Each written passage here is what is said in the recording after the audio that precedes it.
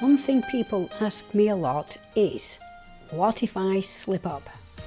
And usually they ask it in a very specific way, like, what if I get to day 21 and then I drink again?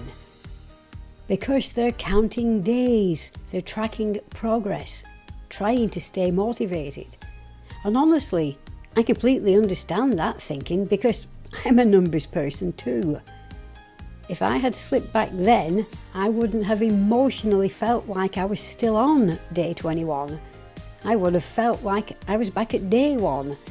So I understand why that thought scares people. But over time, I realised something important. The fear behind what if I slip up is usually not really about the numbers. It's about confidence. Or more accurately, a lack of confidence, especially early on. Because in the beginning, people often don't fully trust themselves yet. They've promised themselves before that they'd stop. They've had mornings where they said, tonight will be different, and then by evening they drank again. So now their brain automatically starts preparing for failure before success even has had a chance. And that matters, because mentally rehearsing failure over and over can become part of the problem. My husband says something very simple to me at times.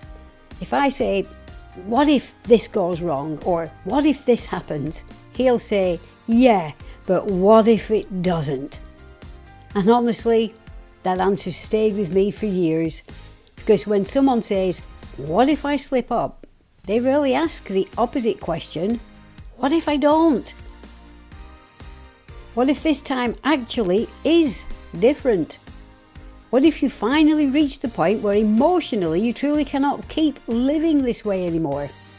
What if your somatic markers have become strong enough now that the desire to protect yourself finally outweighs the temporary comfort that alcohol gives you? What if day 21 becomes day 22, and then day 30, and then 6 months, and then years? And I also want to say something important here. If someone taking my course slips up, yes, I actually think it's perfectly fine to go back to day 1. In fact, I'd encourage it. Not because you failed, but because repetition reinforces learning. You own the course for life. Those lessons are still there for you whenever you need them. And sometimes hearing the same material again at a different emotional stage makes it land differently.